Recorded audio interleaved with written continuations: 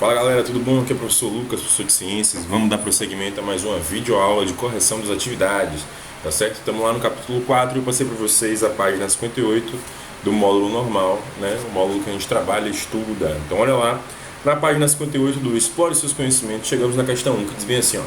Lucas e Mateus estavam em dúvida quanto à voltagem dessa luminária e resolveram testá-la em duas tomadas. Uma com diferença de potencial de 110 volts e outra com diferença de potencial de 220 volts. O resultado é mostrado a seguir. A luminária de 110, um pouquinho mais fraca, e uma luminária de 220 volts, ligada a uma tensão de 220 volts mais forte. Aí vem a pergunta. A partir do que você observou, responda. A voltagem da luminária é 110 ou 220 volts? Por quê? Pois é, galera. Através da análise da imagem, a gente percebe que essa luminária provavelmente é 220 volts. Por quê? Porque na tensão de 110 volts ela fica fraca, ou seja, ela não tem a tensão que ela precisa para funcionar direito. E na tensão de 220 ela fica mais forte, né? Como provavelmente foi projetada. Então, a partir da análise dessa intensidade de luz, a gente consegue determinar que provavelmente essa lâmpada é 220 volts. Beleza? Então a tensão dela, que ela precisa funcionar, a tensão nominal é 220 volts. Vamos que vamos, questão 2. Alguns aparelhos apresentam a característica de serem bivolts. O que isso significa? Pesquise sobre o significado desse termo e, em seguida, procure em sua casa, com o auxílio de um adulto, um aparelho que tenha a mesma especificação. Registre no espaço as informações encontradas. Pois é, galera. Aparelhos bivolts têm transformadores dentro deles, ou seja, eles conseguem funcionar em qualquer tensão, tanto na tensão de 110 como na tensão de 220, tá certo? A gente tem muitos equipamentos assim em casa, né? Provavelmente vocês já devem ter reparado que o carregador do celular de vocês é bivolt, né? Caixas de som, quando são bivolts, normalmente elas apresentam a chavezinha no fundo da caixa de som que aí tem quando você quer botar a voltagem de 110 e quando você quer botar a voltagem de 220, né? Transformadores, estabilizadores, né, de computadores mais antigos, computadores desktop, eles também são bivolts e assim por diante. Beleza? Terminamos aqui a atividade que eu passei do módulo principal. E aí agora a gente vai lá para o módulo suplementar, tá certo? Capítulo 4, as duas primeiras páginas do capítulo 4, né? Lá na página 76. Então vamos lá, galera.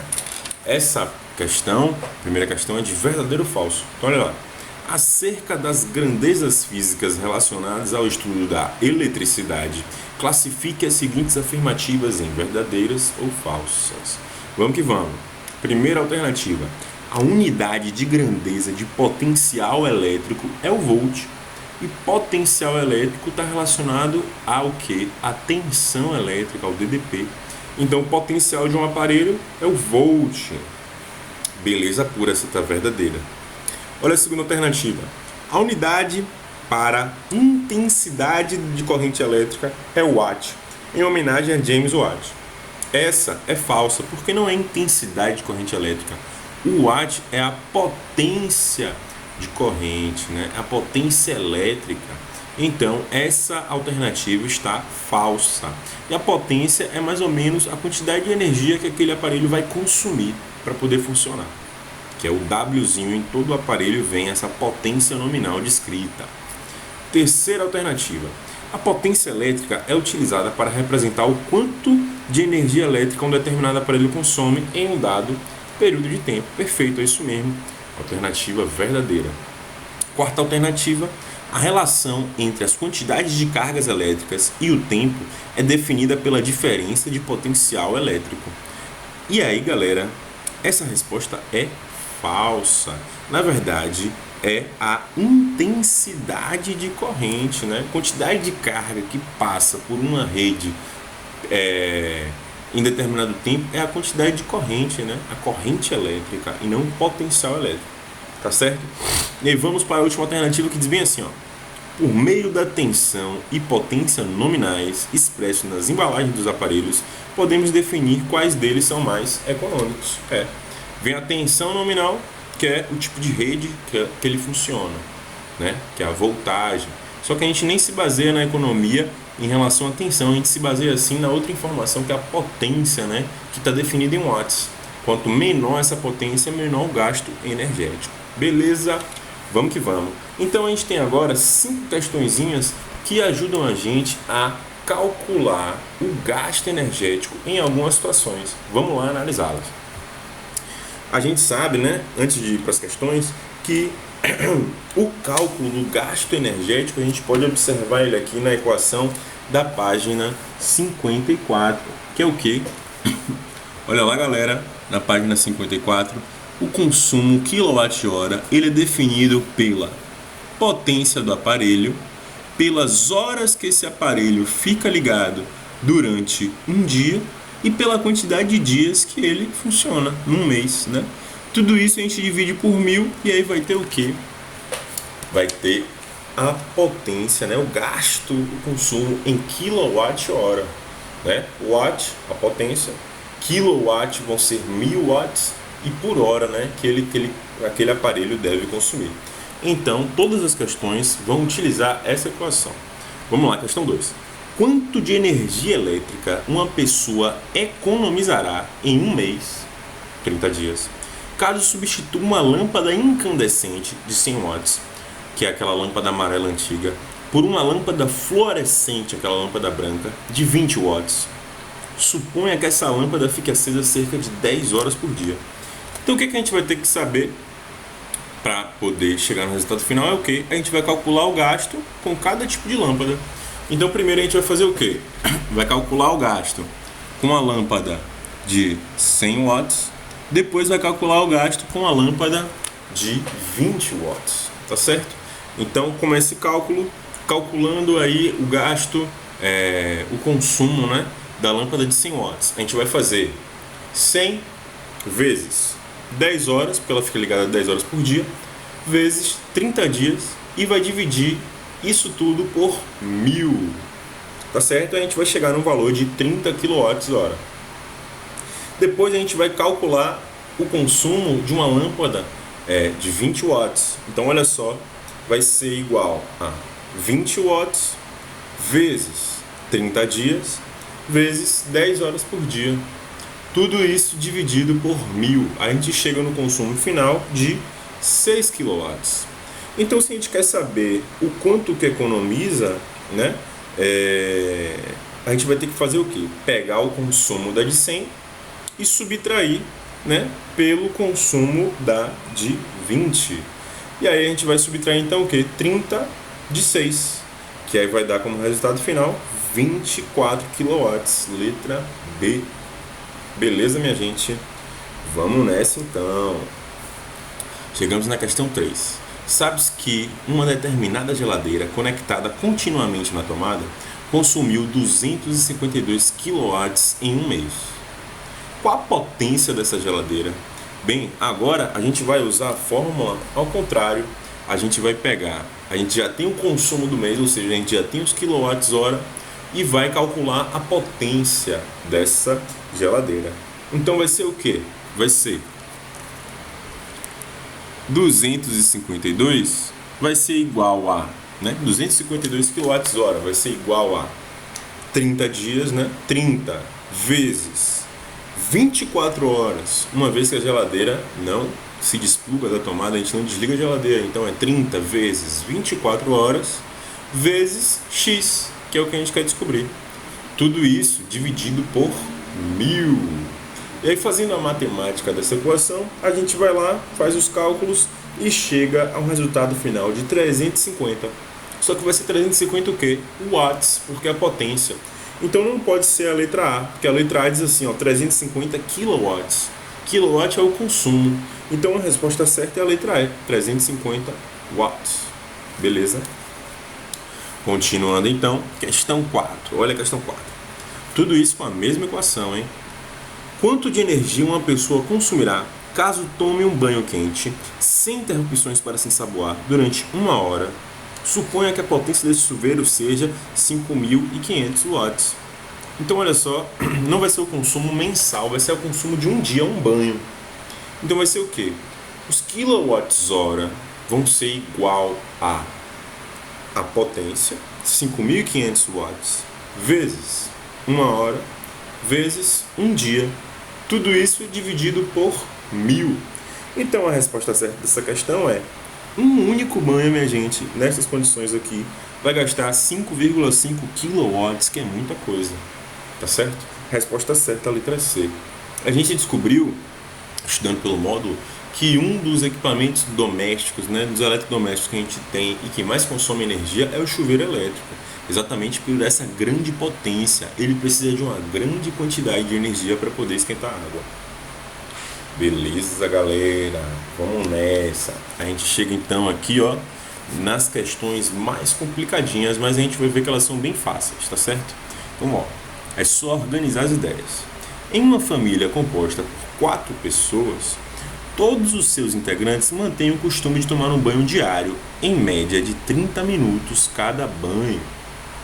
Quanto de energia elétrica essa família terá consumido em termos de energia gasta com o chuveiro ao fim de um mês? Suponha que a potência do chuveiro seja de 5.500 watts. Então, galera, como temos uma família de 4 pessoas e cada uma delas vai tomar um banho de 30 minutos, a gente vai ter que calcular o quê? O consumo mensal desse banho e depois multiplicar por 4, porque são 4 pessoas. Então, primeiro a gente calcula o consumo desse banho em quilowatts. Então, vai ser o quê? Quilowatts hora igual a, primeiro, a potência. E a potência do chuveiro é 5.500. 5.500 vezes o quê? A quantidade de horas. 30 minutos representam quantas horas? Representa meia hora. Se é meia hora, a gente coloca assim, ó, 5.500 vezes 0,5. Tá certo? Por quê? Porque é meia hora. E aí vai ser 0,5 vezes o quê? Vezes 30 dias, que é um mês. Tudo isso dividido por 1.000. Então a gente vai descobrir que um desses banhos de meia hora vai ter o valor de 82,5 kW. Tá certo? Então, a gente já sabe o valor de um banho. Agora, o valor do consumo de um mês de uma pessoa. Só que nessa família são 4 pessoas, então a gente vai ter que multiplicar 82,5 por 4, que aí vai chegar no resultado final, que é o quê? 330 quilowatts. Beleza? Bacana. Esses cálculos, eles parecem ser difíceis, mas não são. Qualquer dúvida, eles também estão lá no site, o gabarito está disponibilizado para vocês observarem visualmente esses cálculos. Eu estou aqui descrevendo o cálculo, que também pode ser interessante, né? Tem gente que pode preferir, tá certo? Então a resposta certa da questão 5 é a letra B, 330 kWh. Questão 6, olha lá. É o mesmo caso, só que agora a gente vai ter o quê? Uma pequena diferença. Se a mesma família do exemplo anterior reduzisse o tempo do banho para 10 minutos, quanto aproximadamente ela economizaria por mês, 30 dias, em termos de energia elétrica consumida? E para a gente fazer esse cálculo, a potência do chuveiro continua a mesma, né? É a mesma família, só vai diminuir o quê? O tempo de banho. Então a gente vai fazer o mesmo cálculo. Agora a única diferença, galera, vai ser o quê? O valor das horas banho. Então vamos lá. Quilowatts-hora, né, que é o consumo, vai ser igual a potência do chuveiro 5.500 vezes 30 dias, né, que é quantas vezes a pessoa toma banho, vezes, galera, é aí que está a dificuldade, muita gente erra. 10 minutos representam quantas horas? Aí a gente vai ter que fazer uma regra de 3. E nessa regra de 3, como é que a gente faz? A gente faz. Se 60 minutos representam 1 hora, 10 minutos representam quanto? E aí, fazendo esses cálculos, a gente vai ver que 10 minutos representam 0,16 hora. Tá certo? É essa a dificuldade da questão que pega muita gente. Então, olha só. Repetindo a equação, vai ficar quilowatts-hora igual a 5.500 vezes 0,16, que é o quê? A quantidade de horas, né? 10 minutos representam 0,16 horas. Vezes 30. Tudo isso dividido por 1.000. O resultado final disso, galera, é 26,4 kW. Só que isso é para um banho por dia só, uma pessoa por dia. A gente tem que multiplicar isso por 4, porque são 4 pessoas nessa casa. Então, multiplicando por 4, a gente vai ter o valor de 105,6 kWh. Só que ainda assim, por mais que a gente tenha essa alternativa, não é ela correta. Sabe por quê? É nisso que a gente tem que se ligar na questão. Olha só, quanto de energia economizaria? 105,6 é quanto se gasta, né?